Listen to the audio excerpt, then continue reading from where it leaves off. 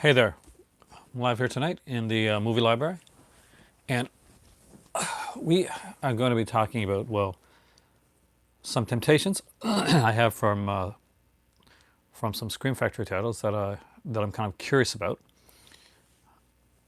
and the film that I watched last night, which was way, way, way better than I expected and remembered it being, and the neat little extras that were on it, and the movie that I watched yesterday was The Legacy. Now, if you've never seen this film, it actually is surprisingly really fun, and it moves at a really decent pace. One of the neat things about this, hey Javid, and I actually had planned to do a kind of a clue on my Patreon to see who would have got it. And basically, this movie has a famous horror pedigree to it, aside from the obvious. Hey, Kubrick lover, do you remember this film, The Legacy? Catherine Ross, Sam Elliott. I'm a huge Sam Elliott fan, so that was like a given right there. Hey, Mary, welcome. We are talking about a few different things, but we're starting out with The Legacy tonight. If you haven't seen it, I do recommend it.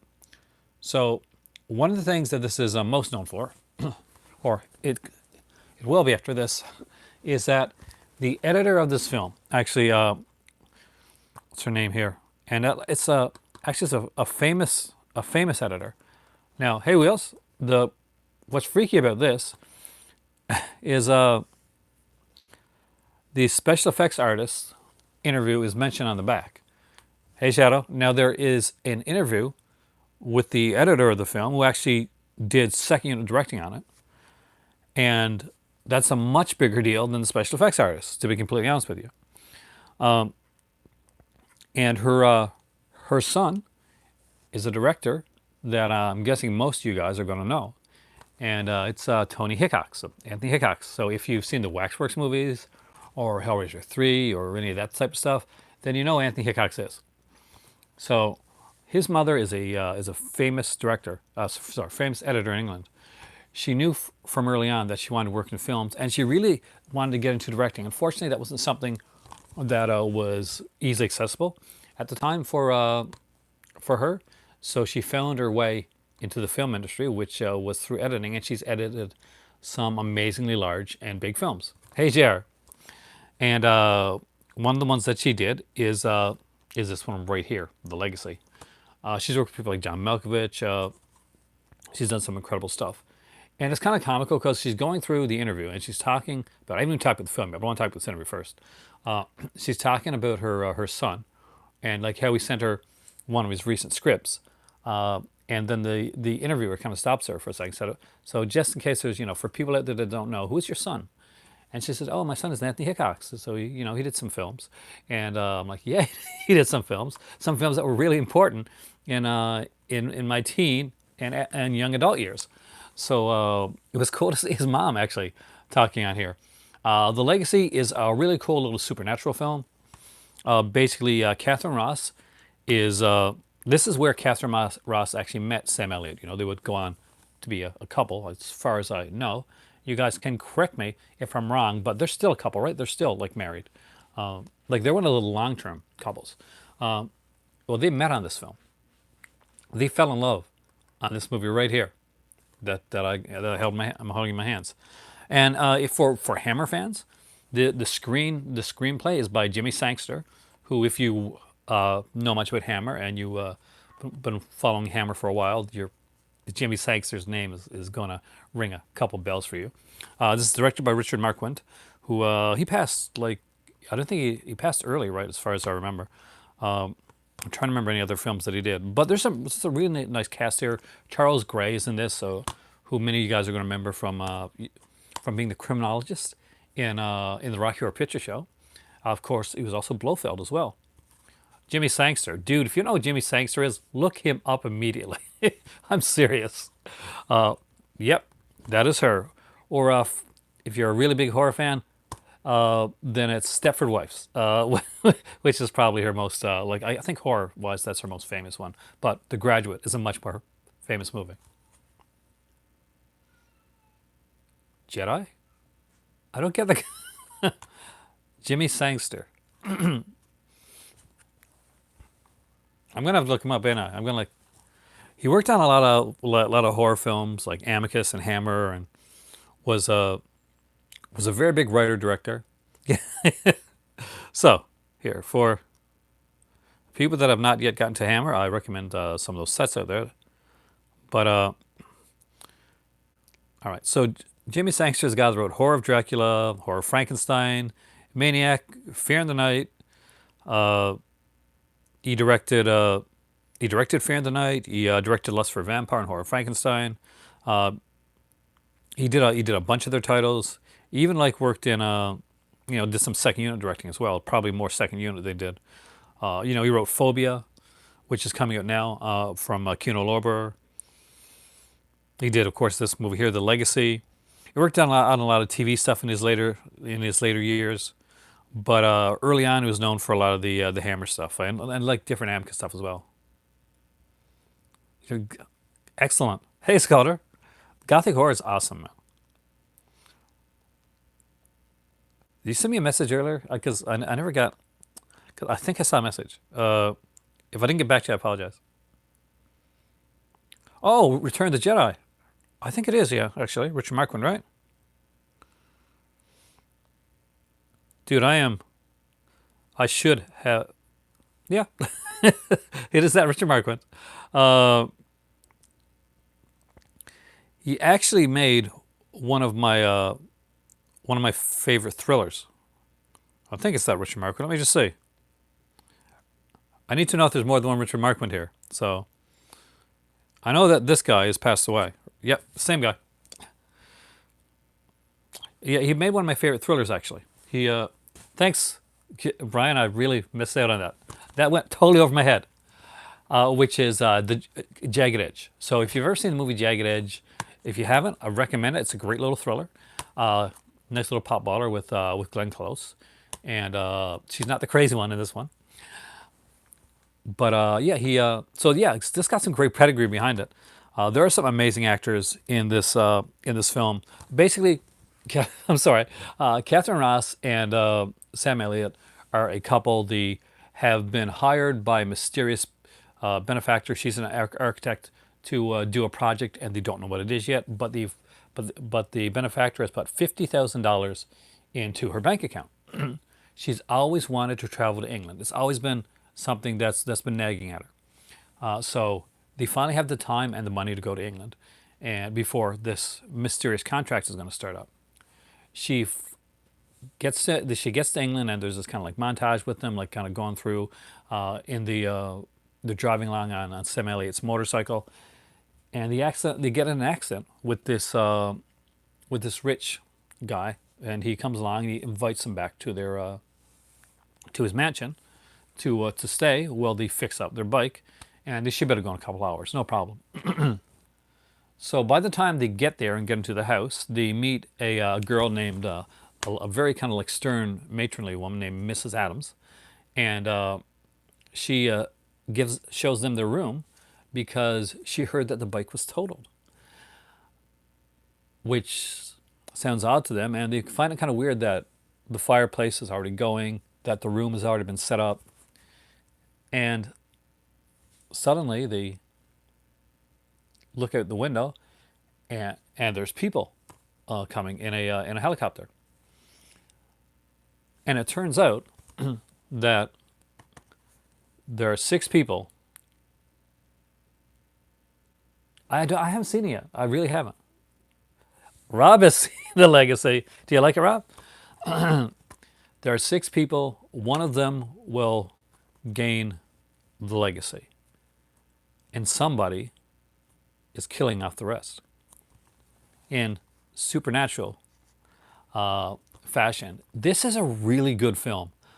There's the girl behind it. Like, definitely, she's a great editor. You can tell that. She does some amazing work on this film. Richard Marquand, of course, Return of the Jedi. I totally forgot that. Man, that's a big miss. And me asking people to remember Jimmy Sangster. I don't remember Return of the Jedi guy. Talk the egg on my face. It's an incredible film. I don't want to tell you anything other than like, definitely check it out. Definitely watch this film. It's it's understated, but it's never boring. It's it has some neat little effects in it. Nothing too, it doesn't go too gore-tastic. Rob knows that. But it just stuck out. I mean, like, I put this on. This was going to be like my background movie until I chose what movie I was going to watch for today. And I put it on and I picked up my phone, like I was going to check my Facebook, that type of stuff. And the movie started and it got me right away. Like, I was immediately drawn into the film and I didn't look away from the screen till the movie was over. This was extremely well done. And it was exactly the type of movie that I wanted last night. You ever get to the point where you want to watch something and you don't know what that is, and you'll pick out two or three movies and you'll maybe put one on and you'll be like kind of half watching it. But there's that like special time when you put on something that you haven't seen or you haven't seen in a long time. That is true, Rob. And it'll just hit every spot that you're looking for in a film right now. And this last night hit everything. It had everything that I wanted in the film to keep my attention, like on the screen for the entire time. It had a fantastic cast in front of the screen. It had steady hands behind the screen, whether it's the cinematography or the directing or the editing. That was fantastic as well. I love the way that it was done. And if you need the explanation for the poster, you actually, I think this is something you're going to figure out pretty early on with the whole cat sequence. I like this one. I really did. Now, this might be just me, but it's just one that I love. Like Rob just said, I love English settings. I love English country house settings. I love the kind of like mysteries. I like supernatural aspects when they're done right. And this is done right. Another mystery, and I'm gonna say this right now. That's being done right and using supernatural aspects to it that you would not normally go to watch, but I'm going to tell you to check it out. And that's Nancy Drew. Yeah, I'm not joking. I expected Nancy Drew to be kind of Veronica Mars light style show, but it's actually pretty good. The films that you couldn't sit through as they bored you to tears. Javid, it took me 4 sittings to get through Rob Zombie's Halloween, the first one, and it probably took me even longer, like almost probably twice as long, to get through part two. And I had to go back and I had to watch the theatrical and the director's cut. One thing I can say, like from both of those films, and I'm not, it's target audience, so don't get me wrong. I actually like Rob Zombie. I just didn't like those films, particularly myself. But yeah, the director's cuts were horrible. I like the theatrical ones. I'm serious, Wheels. I never thought I'd be saying that. Like, I watched Nancy Drew, the Pamela Sue Martin thing when I was a kid, but yeah, this one has an out-and-out supernatural entity in the series. Not joking. That's a huge part of the series. So when you're watching, let me see. Hold on a second. Maybe I took a picture from my kids earlier because a scene from Nancy Drew because I thought they'd get a kick out of it.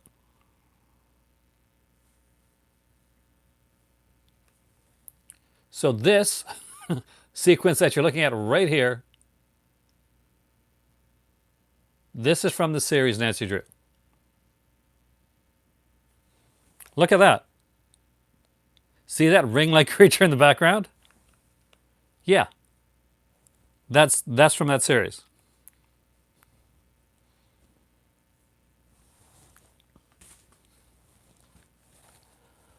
So yeah, I definitely recommend checking it out.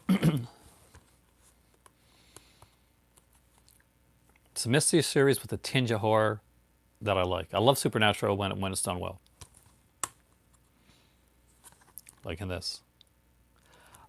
I just loved everything, even the ending. Like I thought this was gonna, I thought I was gonna hate the ending of this film because I could see where it was kind of going, and I thought it was going to go in a way that I would have been really peeved at the end. But I actually like how they ended it. I like how they did it. It's actually, it was a CW show. I had it PVR'd because I said I'd check a few minutes out, hoping that you get a bit of that Veronica Mars feel back again. Anybody that never saw Veronica Mars, the original series, yeah, you missed out. It was a really good damn show. But and it does have that feel. It does have like the voiceover and all that stuff. But I'm watching it. I'm getting into it, and she's looking at her phone, like, because she's supposed to be taking out fireworks, but a murder happens actually, uh, and uh, and we see something that looks kind of like a ghost, and then there's like sequences throughout where we see like this arm kind of come down and this like this spectral figure behind. With it's so yeah, it was really different than I thought, and then I went back and I found the other ones. Luckily, I had it put on PVR for all episodes, as opposed to normally when it's a series that I don't know, I'll just I'll PVR the pilot and then I'll try to find the other ones afterwards. But I had done PVR series, so I actually sat down. I watched like the first four episodes of the show, and very impressed. Very impressed. Good cast, well done, atmospheric, good mystery. And I can't say that I know exactly where it's going or who's going to be the killer yet. It's always a plus. Well, good mysteries because there's more than one. It's serialized, so there's like an ongoing mystery, as opposed to, say, anybody that has watched Veronica Mars knows that Veronica Mars had a serialized mystery and a kind of a mystery of the week type of thing. And in its third season, it broke it up into shorter serialized mysteries, like 6 episodes and that type of thing. But kind of like Wise Guy did. If you ever watched the series Wise Guy, you'd break it up into like sections. Another series that I want to come out on DVD or Blu-ray complete, but unfortunately, due to musical legal reasons, Wise Guy still isn't complete on DVD yet. The Dead Dog Records episodes are still missing. But definitely 110% check this out. This is gonna be a short video if you guys don't talk. Just putting that out there.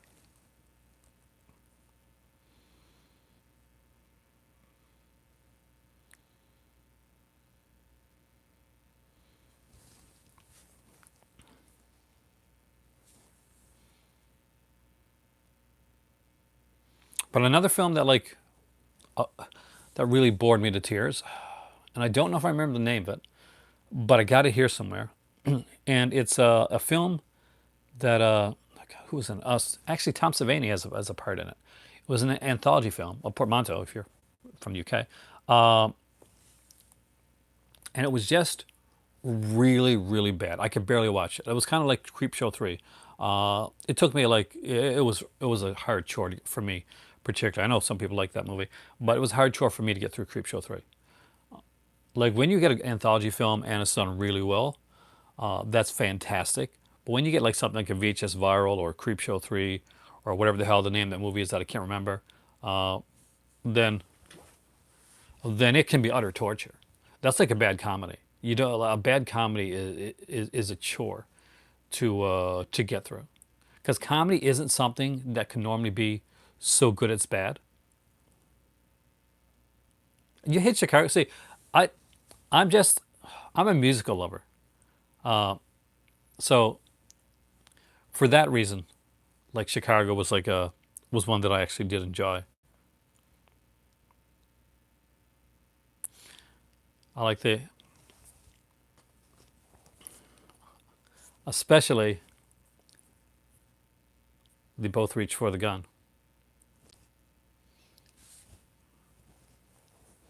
which is one of my favorite songs. Roxy Hart, but they both reach for the gun. Excellent.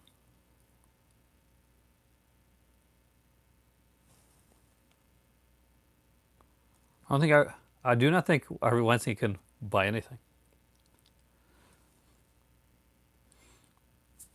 anymore. Anyway, But I actually like Chicago. I really did. They had Renee Zellweger at probably, in my opinion anyway, at the peak of her career. Richard Gere, who did a who did a really good job with it, and it was Catherine Zeta-Jones, right? Hey, welcome, Damaged. See, I like the ending. I was worried, Damaged, that, and I don't want to give anything away, but I felt they were going to go a different way with the ending, and it was going to be super, like you've seen a million times before, where a certain character like gives in to whatever and kills off the other likable character type of thing. So when they didn't do that and they went in that different direction, I actually kind of love that. Is this Seymour Butts was in a movie, like in an actually legit film? Oh, there's one that I actually got through it, but I was actually I wish I had my 90 minutes back. Was Return to Sleepaway Camp. That was just atrocious. I wish I could say that I liked it. Was so bad it was good, but it wasn't.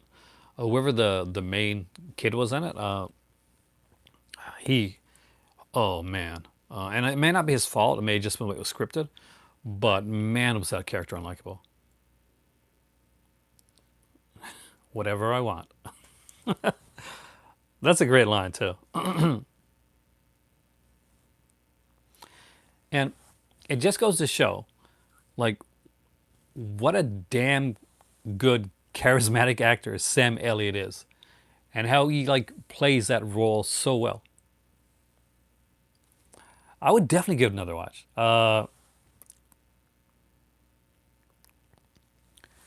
Like Catherine Ross excels in those type of roles.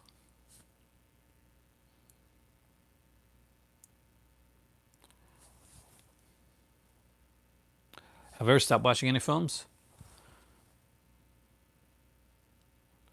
I always go back. I always finish a film. I never like don't finish it.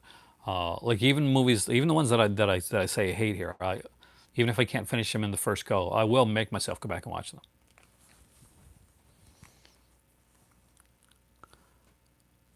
I'm a guy that grew up on slasher films. I love slasher films, and obviously, I can sit through a lot of stuff that's not particularly of the greatest quality. I kind of want to see that movie now, Dale.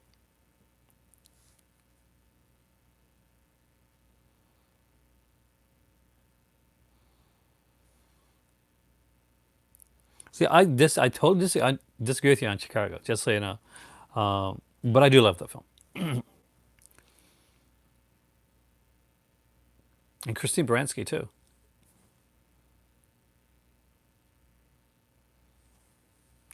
I remember there was I think it was one of the Camp Blood films that it was really hard to, even at the opening, was super hard to get through. Might have been part 4 or 5, somewhere along there, but it wasn't a clown killer in it. It was like there was this, I don't know, it was like this static killer. If you've seen the Camp Blood films, maybe you can tell me which one I'm talking about. But there's this killer, and I'm not sure if he's in the dimension or out of the dimension, but he's kind of staticky. Also, I don't recommend. I've seen these, and I would probably buy these if they came out on Blu-ray. But my better half would probably kill me. But Phantom Killer. It was a quadrology of films that they might have been Czechoslovakian. I'm not quite sure, but they were a bit of a hard get through to be completely like be blunt with you. I think the only film that I almost kind of turned off was probably a Serbian film, because I just thought it was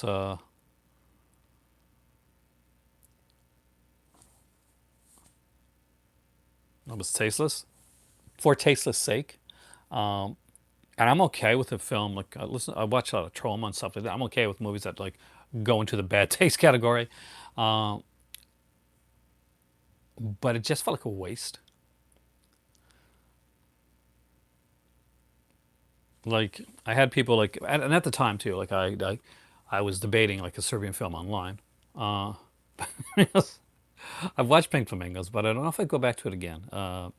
It was a one watch for me, Brian. To be honest with you, I yeah, I there's a guy that was desperately trying to convince me that a Serbian film was fantastic, but no, it did not work.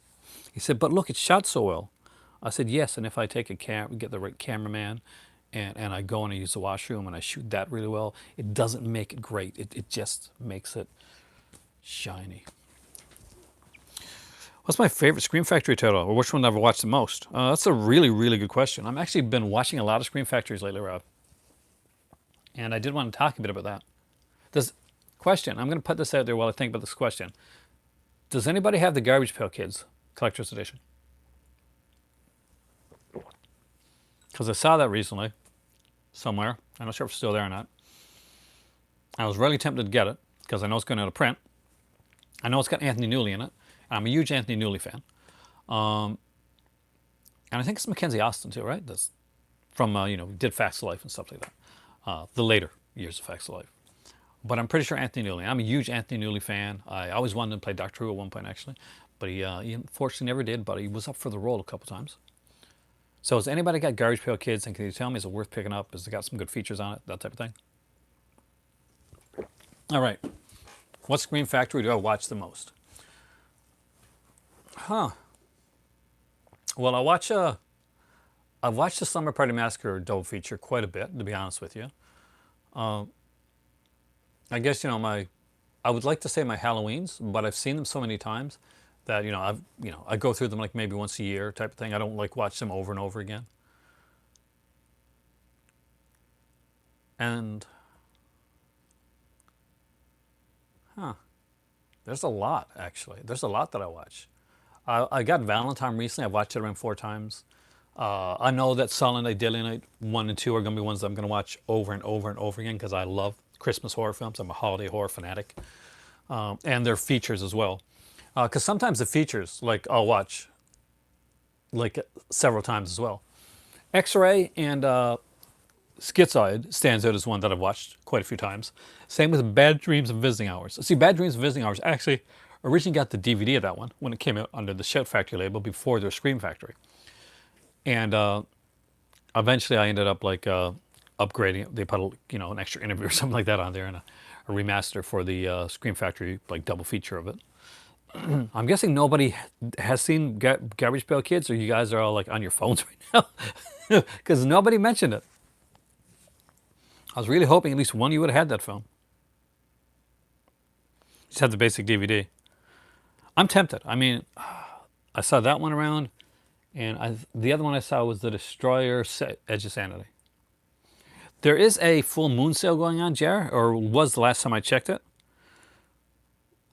But it didn't look to be very good. They said it's their biggest sale of all time, and if it is, huh?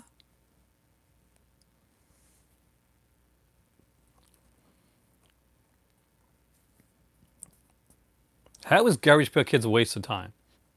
Dude, Brian, did you not have a childhood with these stickers and stuff like that? There's a nostalgia factor here. It doesn't have to be Criterion. You can have fun, Brian. You can watch fun films and just turn off your brain and enjoy them.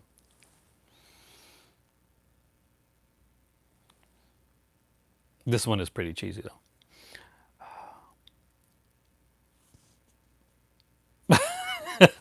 I'm teasing.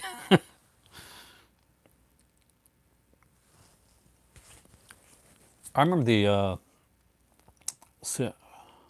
my sisters, particularly like my younger sister, used to collect. Well, both my sisters are younger than me.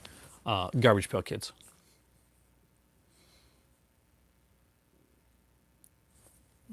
Because it's almost gone. Like Garbage Pail Kids is almost gone. Edge of Sanity and Destroyer, that's almost gone as well. I'm still like searching at I Madman because that's one that I really wanted. I can't believe I like waited on it so long that I'm probably not going to get it at this point. And this is my history with I Madman. So I was looking for iMadman for a long time, before Scream Factory came out and brought one out. So I found this store. It was a VHS store. They had some DVD there as well, and I picked up a couple like things from them, and I saw iMadman there. I said, I got to pick this up. You know, this is a great release. You know, it's a great film. I remember watching it on VHS back then. They had a DVD of it, so I went back home. I had to get home, you know, grab an ice cream along the way. Not that that matters, but I just want to put that like that in there for some reason. So a week later, I said, okay, I'm gonna go back now. I'm gonna go to that store. It's the only like kind of like retro store of its type. And I open up my paper because then we had the paper, and right on the front it talks about this store that has now closed down. So I went there, and you know it was closed. Nobody was there. The owner hadn't been heard from in a bit. I think he'd moved away. I think there were some bills. Then about a month or so later, it said, you know, store liquidated, all movies, and they showed the movies put out in a trash bin in the back. And I'm not gonna lie, I really like iMadman. I got my coat on and my sneaks, and I went to walk up to go into that trash bin and get iMadman. But by the time I got there, the trash bin was gone. So I didn't have to do any dumpster diving that day. Then Scream Factory announced a couple years later that they were going to put out the film. And I'm like, I definitely got to pick that up. And then I would get some of the collector's editions and some of the bigger ones. Said, yeah, I'm going to get iMadman during a sale. Then Scream Factory sales got considerably less good. And eventually I said, okay, when Christmas comes this year, that's going to be the one once I pick up. I'll get a couple of the Scream Factories that I want. And then it went out of print. So that is my history with iMadman. I had I rented the VHS from the store. I went to rent it. I rented it like 3 or 4 times. I went to rent it again to show a friend when I was in college, and somebody had stolen it. The store that I was going to buy it from closed down, and now it is gone out of print. So there you go. That was my history behind one Scream Factory title that I'm apparently not supposed to have.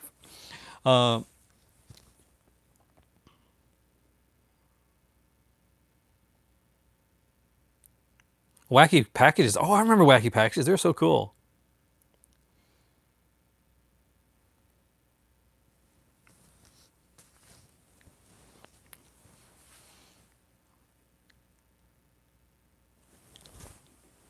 I'm surprised they didn't like a wacky packages film.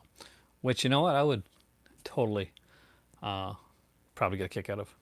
Panini. Oh man, I had a bunch of those. There was like a Mickey Mouse one, and it was like, oh god, I was in grade 3, I guess, probably grade 3 or grade 4, so ages ago.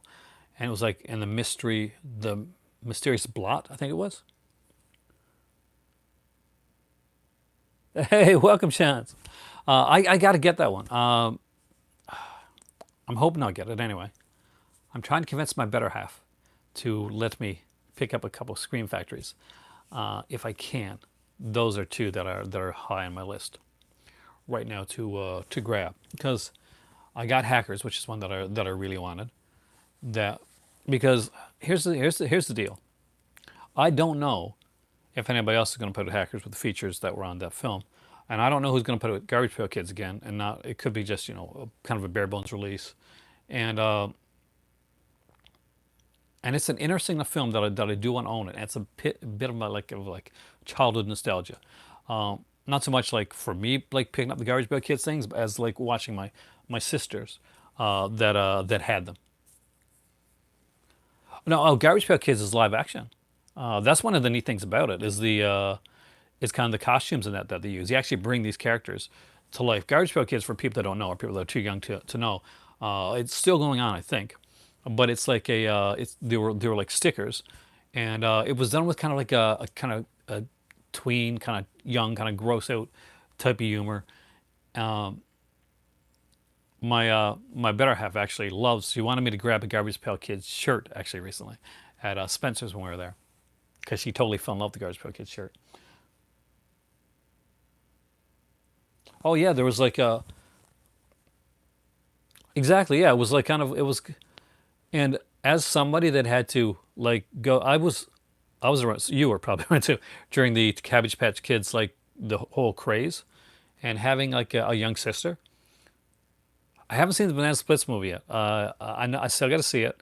I don't own it, but I'll definitely grab it down the road.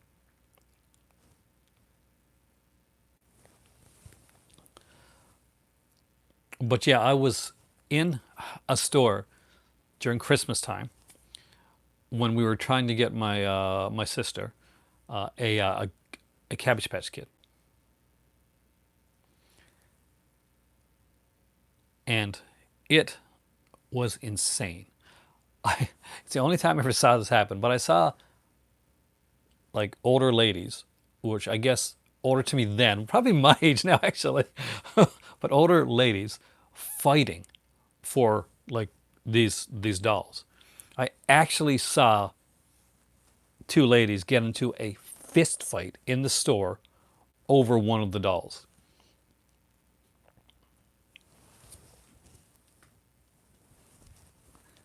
It was quite the experience. There were ties later on that would kind of come close to being stuff like that, like in Tickle Me Elmo or when Buzz Lightyear initially came out. Those ties had a bit of like fever, like a bit of a frenzy to them as well. But nothing that I've ever seen in my life has ever compared to the craze that the Cabbage Patch Kids had to actually see people fighting over it. Then again, if when I watch like videos in the States for like Boxing Day, but well, sorry, Black Friday or there, you guys go like some of you guys go nuts with the Black Friday stuff, like fighting, grabbing TVs and stuff. There was a cartoon for Garbage Pail Kids as well, actually. Not a feature film, but there was a cartoon.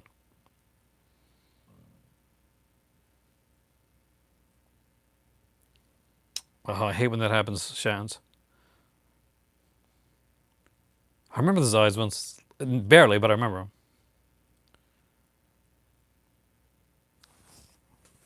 I remember when those stickers were like really cheap.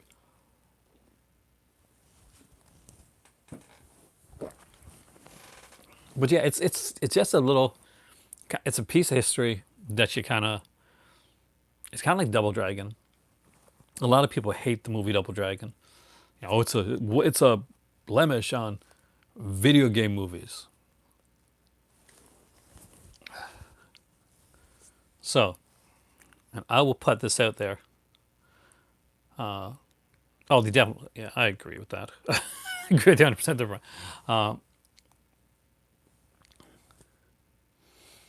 Double Dragon rocks. One, Alyssa Milano at her most gorgeous, hands down, right there during Double Dragon. Also, Christina Wagner, again, most gorgeous she has ever is during Double Dragon. Double Dragon is super cheesy. It's a ton of fun, and it's not meant to be taken seriously. To date, I will tell you this right now: there is no video game movie out there, and you can correct me if you think I'm wrong, that is ever going to be Laurence Olivier, nor should it. These should be fun. That being said, I did have a bit of a. It's a bit harder for me getting through Poison Ivy 2. But actually, check her out in Double Dragon. I mean, damn man. Like if you're talking about like nudity and stuff like that, it's Embrace the Vampire. Oh, there you go, Embrace the Vampire. But she was just like she was obviously listen man to this very day is a stunning. Hello, is a stunning woman. Oh, here. Did you hear that, guys? That is one kitty cat that's meowing. You just came from the washroom, didn't you? I know you did. They are missing their mom, who is going to be gone for another 2.5 weeks.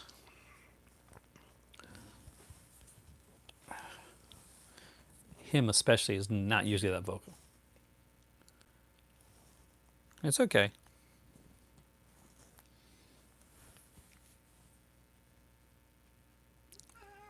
We did. We did have not where I first lived. When I was in Ontario, then we had a lot of the American stations. I was not big on I watched like some shows, Remington Steele and stuff like that. But I had a preference towards British television when I was younger. You could probably tell that from yesterday's video. And I did watch a lot of Canadian programming. Just stuff, Degrassi Junior Highs, King of Kensington, Beachcombers. Probably shows you never heard of before. Degrassi, I guess you heard of, but maybe Beachcombers and Seeing Things, shows like that. Wayne and Schuster. They were all like big shows in my when I was in my youth, when I was growing up. I know. Were you using catnip again? Oh, you were so using catnip. Probably only Fools and Horses, Dale. To be honest with you, I love a lot of them. Monty Python, Two Ronnies, all that stuff. But only Fools and Horses really stands out. Which one, Oli? The original Hills Have Eyes or the remake? Do you know I was originally planning to do like the whole Hills Have Eyes series during this month, but like things got changed. Lars has the Frankenstein. Yes, Warlock. Yeah, I remember watching that, and right before it, right after it, there was Rocket Robin Hood and the Ralph Bakshi Spider-Man. Well, Ralph Bakshi did the second season Spider-Man. The real one. I like them both actually. I do prefer the original. A lot of my friends actually prefer the remake of the Hills Have Eyes. I love the original. I have the big Scream Factory edition of that one there. I bought it. Is he real? I didn't get Prey yet, so I didn't know that. But I've always been a big fan of that film. I thought it was really well done. Unlike the second one, which isn't so well done. It's fun.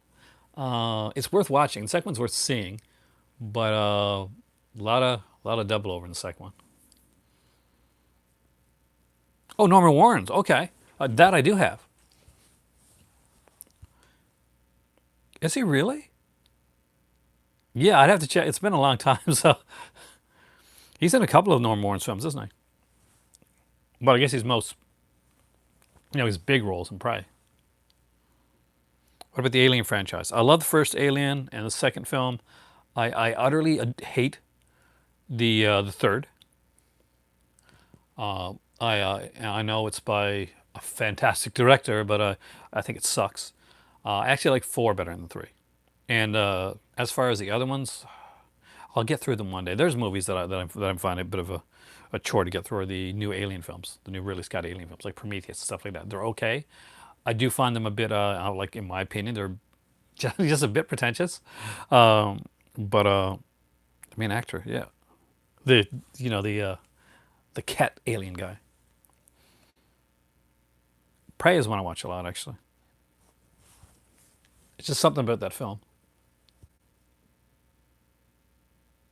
Really, like Covenant More?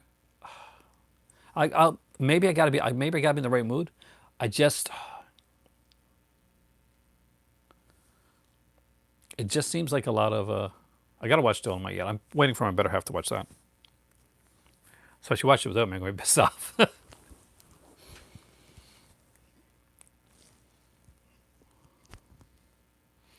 Yeah, that's one of the things I didn't like was the same Michael Fassbender. I like Michael Fassbender, but I thought it was a bit of like I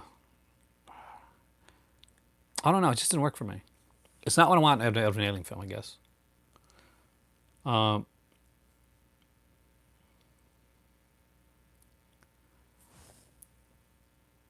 d- Divorce from the Alien franchise, I might be able to get more out of it, but the first two Alien films like really really stuck with me. The first one is scary. The second one's like is an action film. Um, but yeah, that's like when it comes to Terminator, right? I love Terminator. I think it's a great film. It's a slasher film, but it's a great slasher film. Terminator 2 is a really good action film, one of the greats. And then afterwards, it just kind of peters off for me. The Halloween Candy episode, Tales from the Dark Side. That's one of the first ones, isn't it? Is Halloween Candy the first one? Is that the one? I'm trying to remember. Is Halloween Candy the one directed by George Romero? Because I remember one. Oh, really? See, maybe you can judge a bit more that way. I think, and one of the problems, probably for me, oh, Trick or Treat. Okay, because I remember the Trick or Treat one. Because the kid had to go into the house and get out the what's it, the deeds, like all the IOUs that the rich guy had gotten over the years from the town people.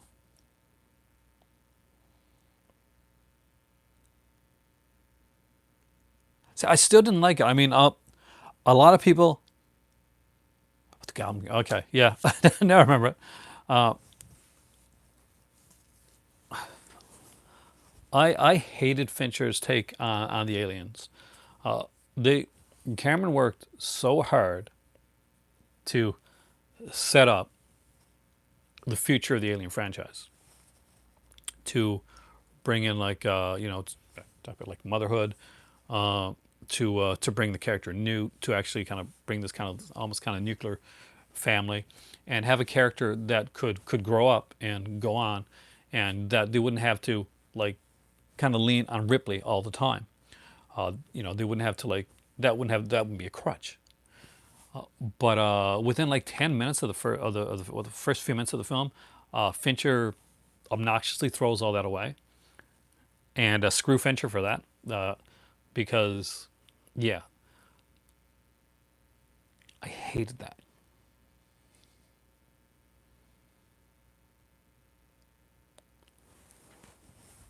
Hey, Danuch, welcome. I think it was obnoxious of Fincher. I mean, I to do that, to like just out and out kill off the characters, just because they're not characters that he created. To like literally like pull the brakes on the franchise and just say, okay, no, we're going to, no, we're now that we're doing my Alien film, we're going to do it my way and screw the franchise. But yeah, he messed it up. He messed it up bad, and he can blame the studio all he wants. You know, even like having like he didn't have control. He didn't do this, didn't do that. You look at the interviews, he still was going to kill off Michael Biehn. He was still going to kill off Newt, and that was one of my main problems with that film. It is for me as a fan of the films and as a fan of Aliens, like just the pure audacity of him to like just to like unravel everything that had been so meticulously set up before. I do like a lot of Fincher stuff, just not that one. I like Fincher did The Game, right?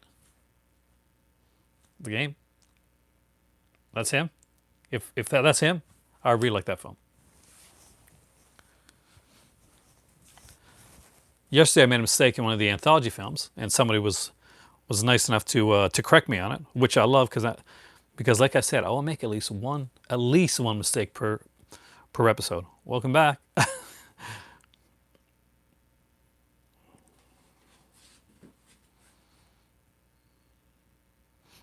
For me, that is for me, Scalder, hands down, that's a no. Like I was invested in those characters. And just to let you know, I did feel the same, but like certain other characters in franchises that were like needlessly killed off just for like shock value. It's lazy. It's really lazy. And if you look at Fincher's body work, he's not a lazy dude. So he shouldn't have been lazy then. It was okay. Did I like Alien 1 or 2 more? I like Alien. 2 is good too. Obviously, you can tell. Did I support the Indiegogo? I wish I could have. But right now, I could not. I can barely support me. I'm slowly putting money away for Christmas. So you love Alien 3. See, Danuch, this is one place. There's one place we can have a debate because I just can't. I can't do it. And Paul McGann's in it too. I really like Paul McGann, and his part was like cut in the film as well. I was a huge Paul McGann fan. Who, of course, he was in Doctor Who in the TV movie, but I think my favorite Paul McGann movie was probably a little thriller called Paper Mask, which, if you haven't seen it, it's definitely worth a watch. Isn't it neat how like some of the Doctor Who, some of the more kind of romantic Doctor Who actors actually did like some cool thrillers?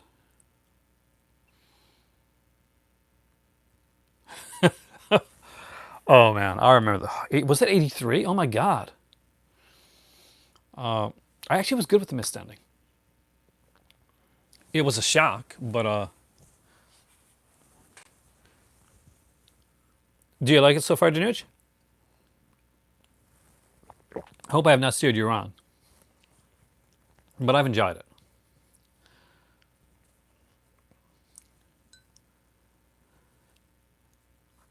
I was about to say something, I forgot what I was going to say. I need the caffeine.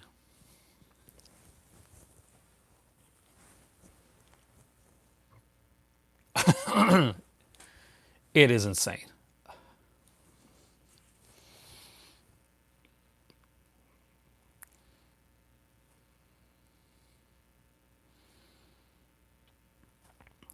Wait till it gets to the dance number.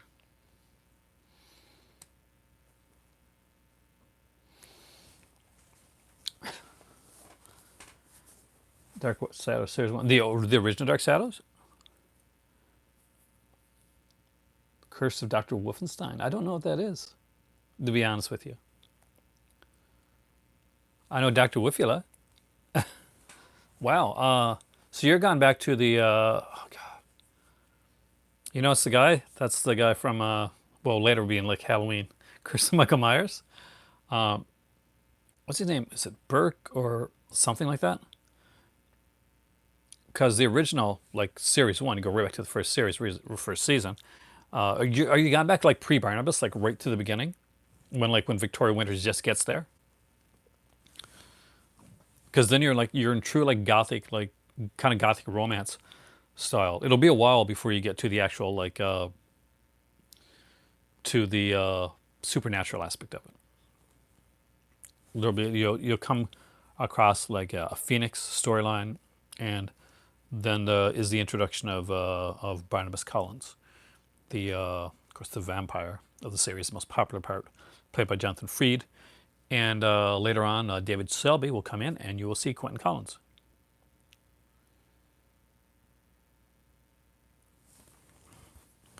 Gotta try to get rid from the guest house. Is it a big guy? Is it the guy that like? Because in the first episode, Victoria Winters.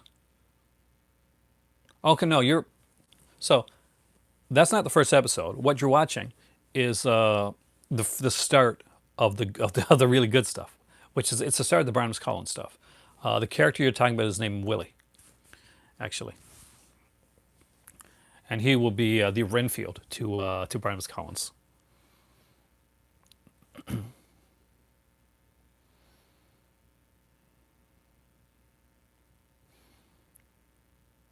He's a very important character.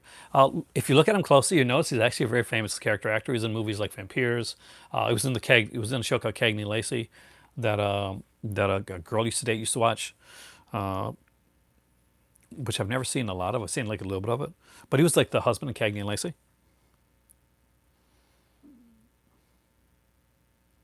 Were they? My October package is supposed to be on the 29th, and I'm off on the 29th, so I'll be doing an unboxing here for you guys. As long as it shows up, and we'll talk about them as well. You got your package yesterday? You lucky. I cannot wait. I heard that as impressive as the Amityville Horror Curse collection looked in pictures, it looks even more impressive once you get it in your hands. Can you confirm that?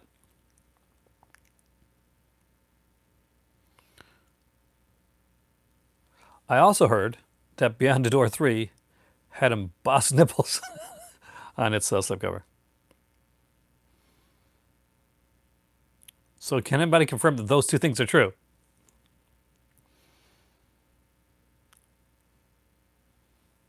Yeah, the episode you're watching is the start of the Barnabas Collins series of it. Oh, oh, definitely, dude. You know I'm going to do an unboxing, a live unboxing.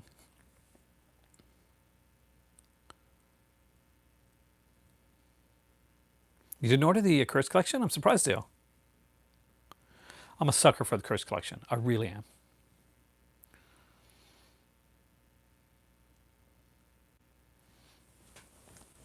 And as far as I know, they all have like reversible covers and everything too, don't they? Which is excellent. I'm so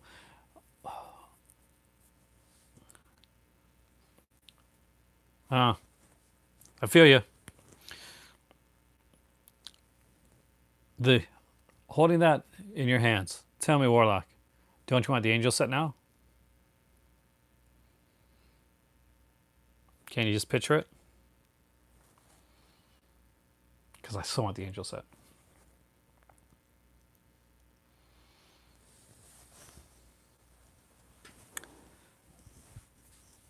It gets quiet here. Hate these lulls of quietness. We got another Garfield Kids fan. Who did the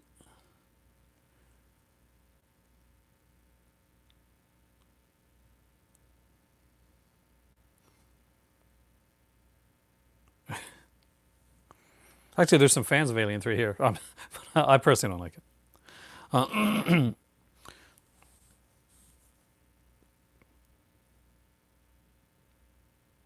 Is it really? I'm very excited about the Angel series, and I truly want to see more like that done. I'm a little bit nervous about what their secret titles are. Like one is Psycho Cop, that's great, but another one's going to be like one of the trauma titles that I'm probably not going to want to own. Then that means there's going to be I'm either going to have to like bite the bullet and get the package anyway because it's probably going to be cheaper, or I'm going to have to like just buy them separately and it might cost me a little bit more. I'm nervous about the fourth mystery title in for November's package. And of course, there's the VSAs as well, which I do want to pick up. I'm hoping if I got the bones for it, to get the November package, 2 films, and the 2 VSAs. Like that's it. That's like my limit for especially so close to Christmas.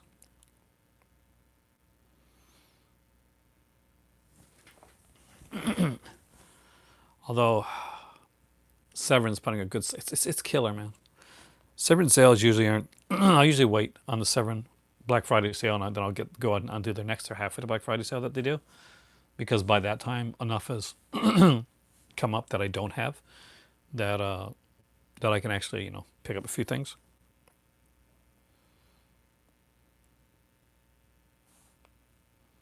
I wish you would put Angel 4 there, but unfortunately they don't consider it part of the. What's my thoughts on Alien versus Predator? I'm very different when it comes to the Alien versus Predator films because most people like the first and don't like the second. I thought both of them were okay. I know none of them were great. Neither of them were great. No, I'm not not even going to lie. But I will say they're both okay. I like the second one a little bit better. Oh, Danuge. Okay, we agree on this one. Requiem was my favorite of the two. The first one definitely is maybe a bit more comic booky, a bit more horror aspects to the second one. But neither one I'm going to go back to anytime soon. Like I've got them in a Alien Predator box set that was given to me once. But they're not ones I'd I'd upgrade. My favorite Severin release. That would be. Let's see. Let's get me off my ass.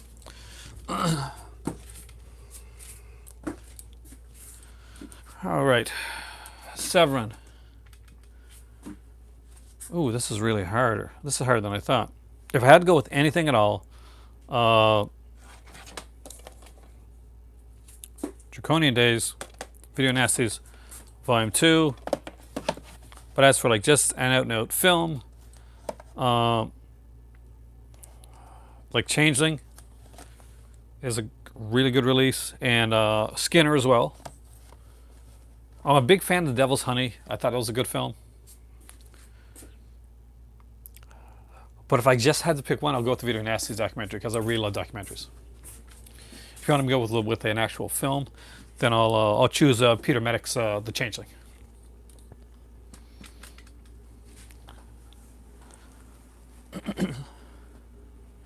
Were you really? Love those documentaries. I really should watch them again.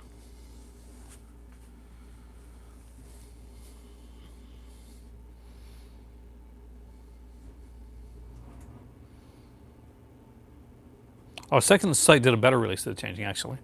But I do like the release that the Severin put out.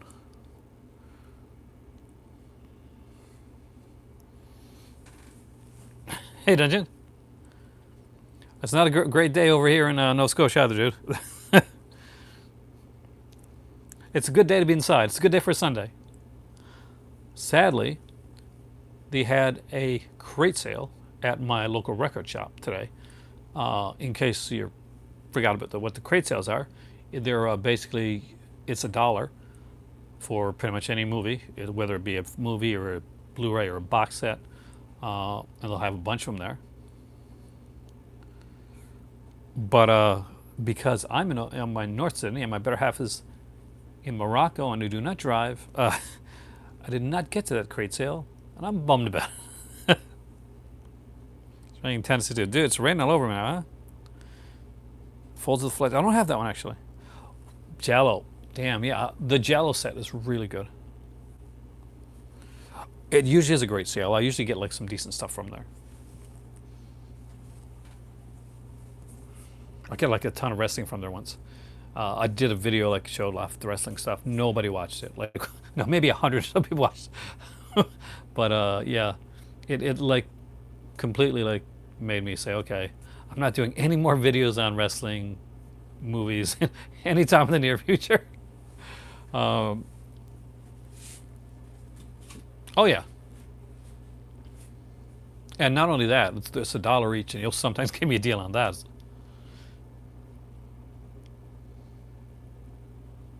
I forgot about Nightmare Castle, but that is an excellent release. I love Barbara Steele.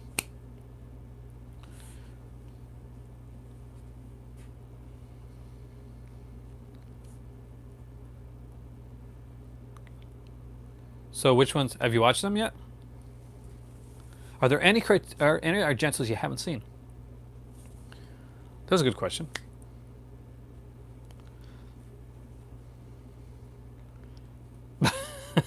Yes, trying to save us from Doctor Who, right? Ironically, by trying to save us from a traumatic episode of Doctor Who with a drowning, it made the episode kind of more horrific. That's The Deadly Assassin, which was a. I haven't seen Midsummer yet. Just from the trailers, I think I kind of know what it's about. I try to stay away from the trailers as much as possible. Now, he tricked me with his first film because I thought it was going to be about something completely different. Hereditary, there you go. Did that not surprise you, Danuch, when that, I won't say what it is for people that haven't seen it, but when that sequence happens and you realize this certain person isn't going to be the focus like you thought because of everything, all the promotional stuff that you'd seen, and that certain person is now out of the film, like shockingly and surprisingly. Yeah. This one here, I thought I'd seen this one. I hadn't. Watched it last night and I loved it. Midsummer, I've heard comparisons to Wicker Man a lot in that one. which is good because I really do like The Wicker Man. It's an odd little film, but I love it. Not so much the Nicolas Cage one. It surprised the hell out of me because it was the face. I thought it was the face of the film, and all of a sudden, that was my face. It's pretty much my face. I'm like watching, and it's like, okay, and then ouch.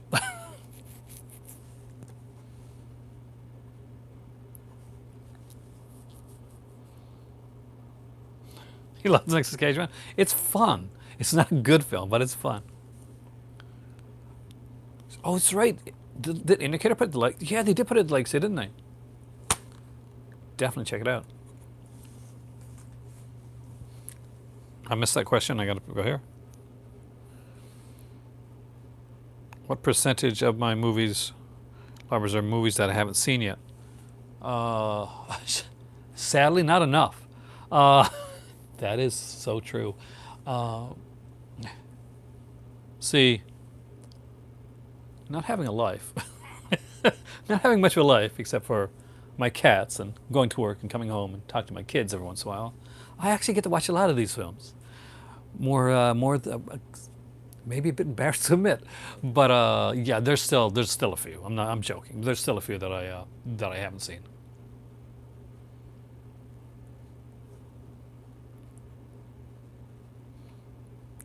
Not really. Doctor Who was kind of like an easy target for Mary Whitehouse, and something that would give her like we do not need another like Whitehouse. Uh,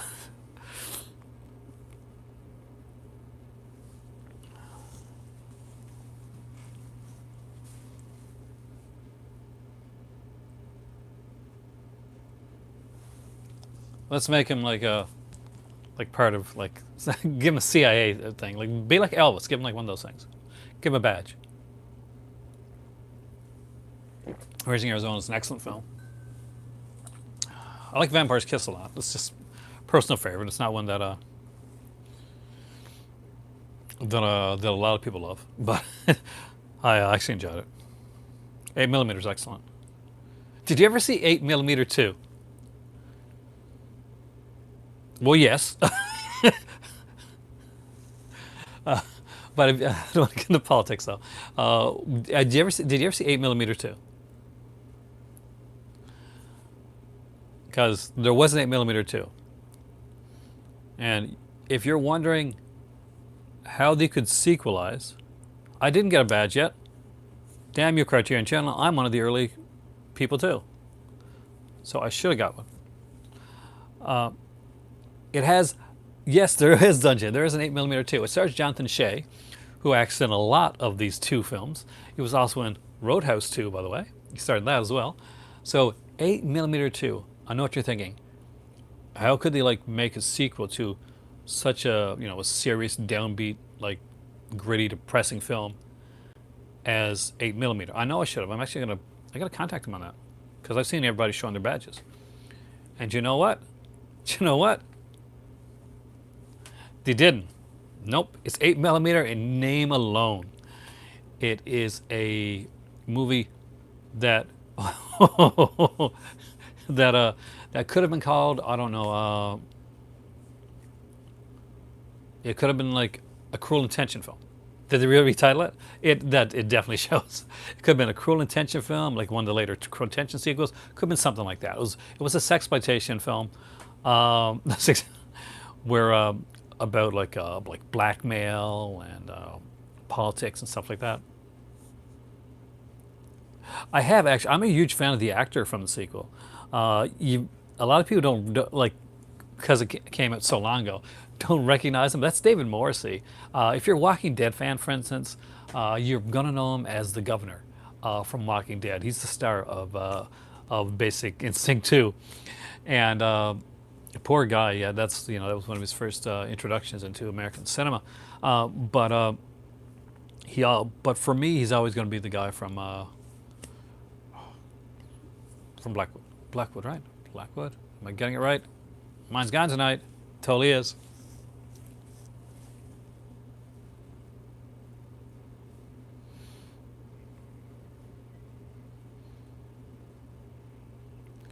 What's this character's name?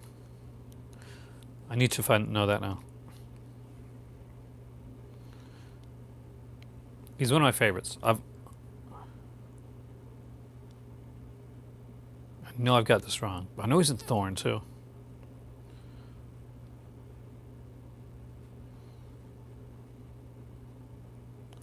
Come on. David Morse is one of the guys that I wanted to be Doctor Who, but instead they made him a fake Doctor Who. If you, oh, you've got to be kidding me! Just bear with me for a second here. There has to be like an IMDb thing here.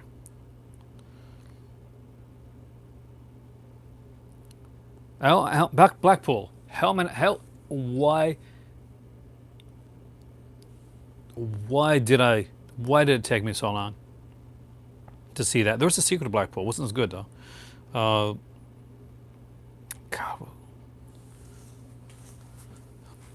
If you haven't seen Blackpool,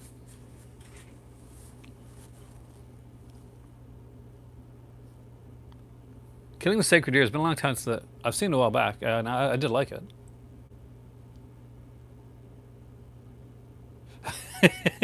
Darren, see, I looked down, and I probably could have waited for Darren there. Did you remember the remake of Blackpool that came out? Did they like how many episodes did he get? It was done. Hugh Jackman was on it. He actually produced it. Hey, Darren.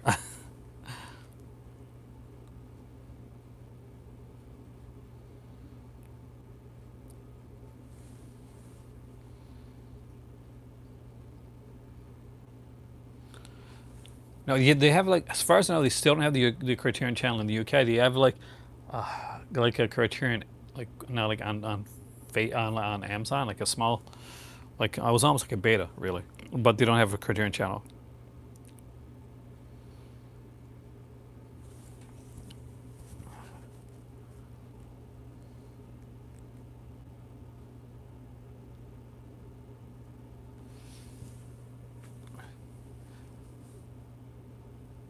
It took me so long to find it. Darren got it before me, but who here has watched Blackpool? Because I need to know this, because this is one of my favorites. And you get cool points for watching Blackpool from me, if you've never seen it.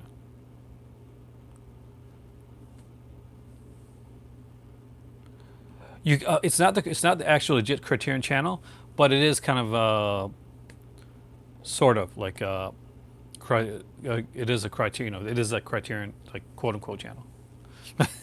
You got to watch Blackpool. Blackpool is a murder mystery that's also a musical that uses popular music. Songs like Should I Stay or Should I Go, Always Something There to Remind Me, stuff like that. It stars David Morrissey.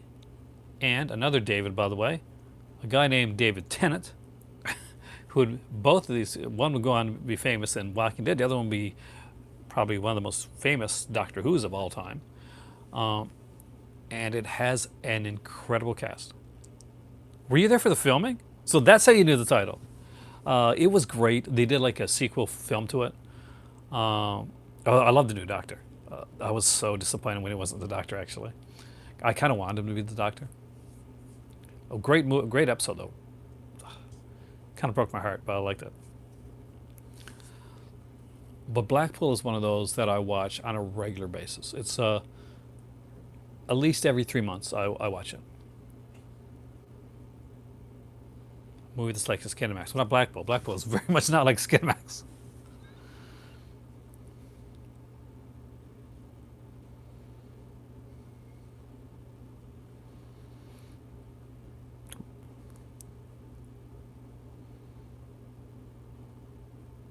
Oh no, it's really good. It's like it was a 6-part miniseries. It was on TV, and it's about a guy played by David Morrissey who's kind of coming up in his community of Blackpool. He was enamored with Las Vegas, and he wants to make a big casino. Oh no, not at all. Not like Cabra.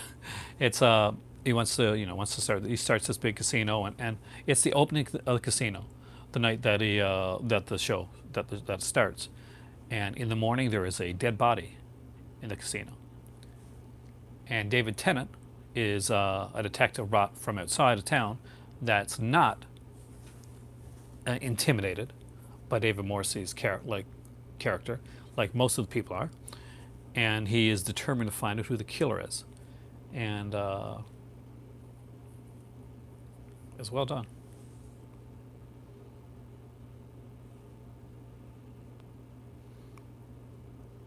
It's a gambling place. It's meant to be like a gambling place. Yeah, arcade I guess is the word they use there, but still, that's what it is. It's a gambling. Lots and lots of slot machines. The Arrow Channel, unfortunately, is only in the UK as far as I know.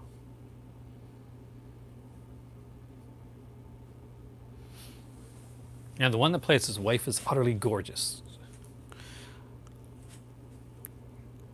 Darren, did you see her in person? No, I just had to think. You were there for the like the.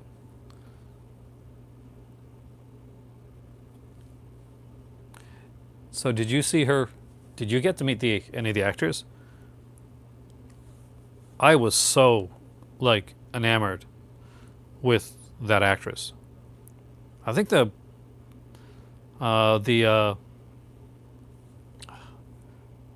the daughter went on to do stuff as well.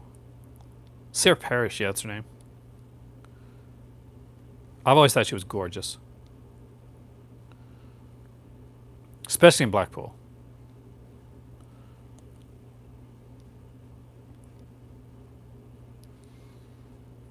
And she has such great chemistry. I'm not caught up on Coronation Street. I'm like a few years behind. But I used to really like that show. Here in Canada, Coronation Street's a really big deal, especially in the Atlantic provinces. A lot of the actors from Coronation Street actually kind of visit, especially St. John's, on a regular basis. It's one of their stops, and they always do really well. They always have a sellout crowd. Doesn't matter who comes over. But they had a couple of cast members from Coronation. Usually, like once or twice a year, we get a couple cast members from Coronation Street show up in St. John's, and it is always a sellout, which is utterly kind of like fantastic. And I haven't seen it in a while. Is Tracy still on it? Nobody else is gonna know what we're talking about. Sorry about that. But is Tracy Barlow still on Coronation Street? I also love Tracy Barlow. She kind of reminds me of Parrish, actually.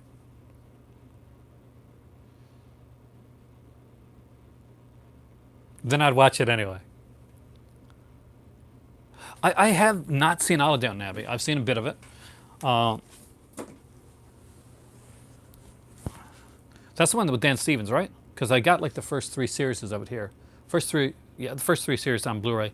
I bought it at a CEX when I was in London. We were at this kind of a not really a flea market, but that type of thing. I like EastEnders too. One of my favorite storylines for EastEnders had to be the the preacher, and he his ex-wife, his junkie ex-wife, kind of comes into town, and and he seems like a good guy, and his life starts to unravel. He kind of like he pushes her in the shed, and her head gets like impaled, and he like goes out and he closes the door and he leaves her there to die, and the things spiral darkly down from there. Killed Dan, dirty Dan. It was a shame they had to kill him off, but I understand why. I have not actually. Let me know what it's like. I haven't checked that one out yet. Sorry if I got into into British soap operas there for a bit. I do have like a love for that type of stuff. If I had ever, if I had stuck with acting, if that's what I did. That's that was the career path that I was going to take. If I'd done that, then I can hands down probably assure you I would not have been like a famous movie actor. I would have been like doing like soap operas and stage and stuff like that. Nobody would know who I was. 8mm 2. Oh yeah, 8mm 2 is definitely a Skinamax movie, dude. It's like those like straight to video like Andrew Stevens produced films from the back in the day. It kind of has that type of feel to it.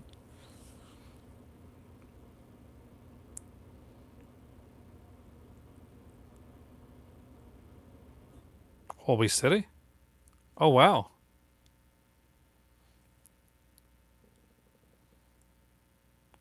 You look like one of the actors from Downton Abbey?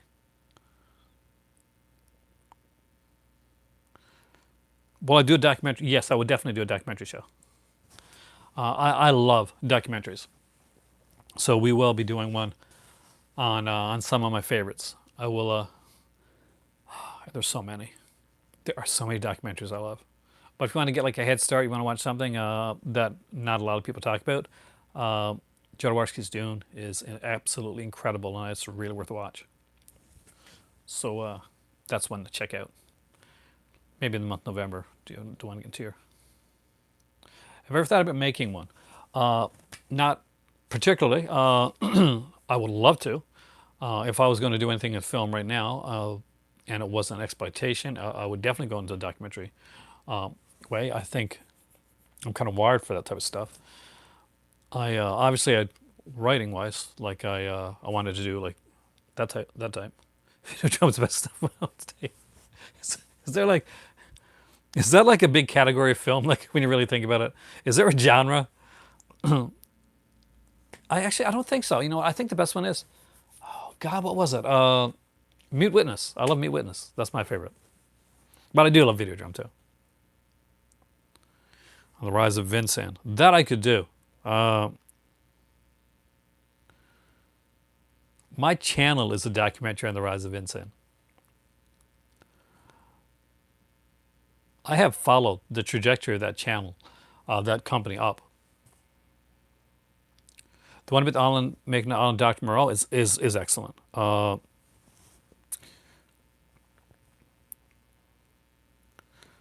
that is oh God, I have that one over there as well. There's a three to set for that one. It's called Lost Souls. The the Richard Stanley like Dr. Moreau film, documentary, which is utterly brilliant. I saw that movie actually. That was horrible. That movie Snow. It was really bad. It wasn't good at all. The only thing it had going for was its title. Uh,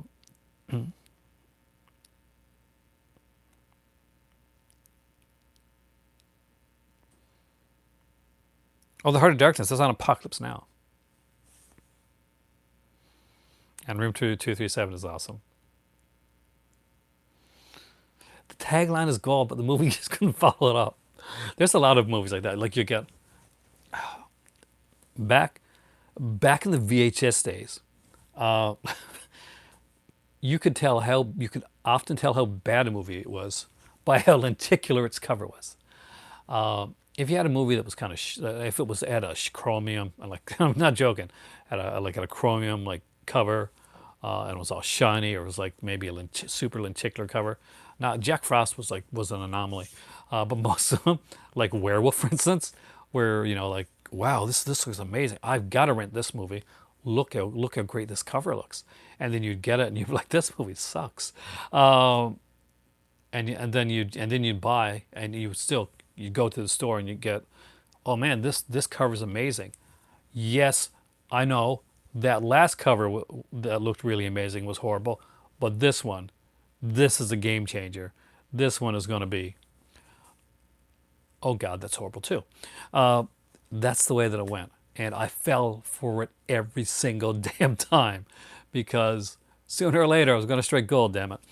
But most of the times when I did, it was some big box, crappy looking cover that I really liked. And it wasn't one of the shiny, glittery covers.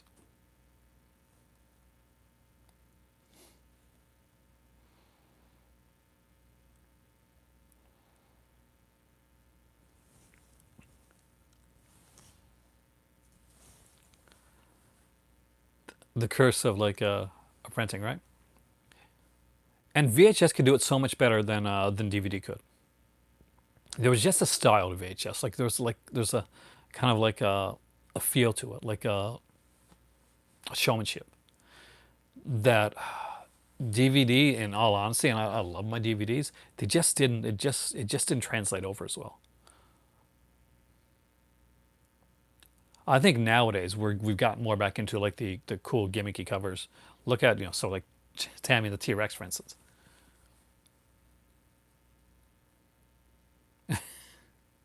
I haven't watched it in years. I've seen that VHS once. I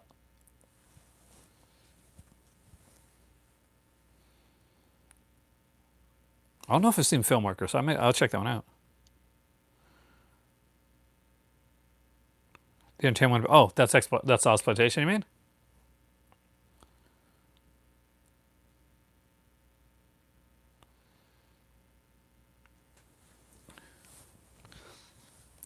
It's thanks to like the boutique companies that are there now, the like the Vinegar Syndromes and Severins, and the Arrows and the Scream Factories that we're getting back to like seeing like really nice covers again. I would definitely do one of my favorite documentaries. Vinyl's always great. Vinyl is one of those where it actually is like such a pure. Did you not like New York Ripper? A lot of people don't. I do. I'm a fan of that. Oh, that one. Okay. I got it on my list, but haven't watched it yet.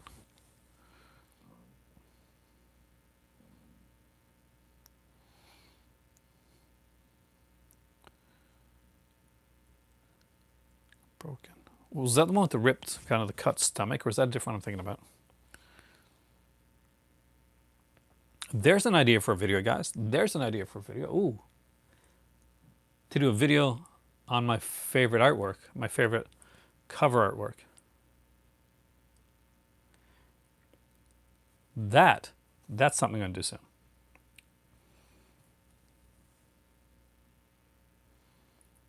That's something. Yes. Then I do remember it. Hey, but with that being said, I unfortunately have to end this video now because, no, not just because, well, I'm going to talk to my better half in a little bit. But filmmaking documentaries, that's actually good. You guys have great ideas. But also because I didn't plug this in last night and I'm like down to a low percentage. So, damn it. But anyway, I'm Aaron. This is the Movie Library. You guys are the movie club. You guys are awesome. I will see you tomorrow for the next 31 days of live horror. We are almost there, guys. We've marathoned through, 27 days. We got a few more days to go, and should be fun. See you later. Yeah, you're right, Brian. It is time for tea. It's seriously time for tea. And I'm plugging this damn thing.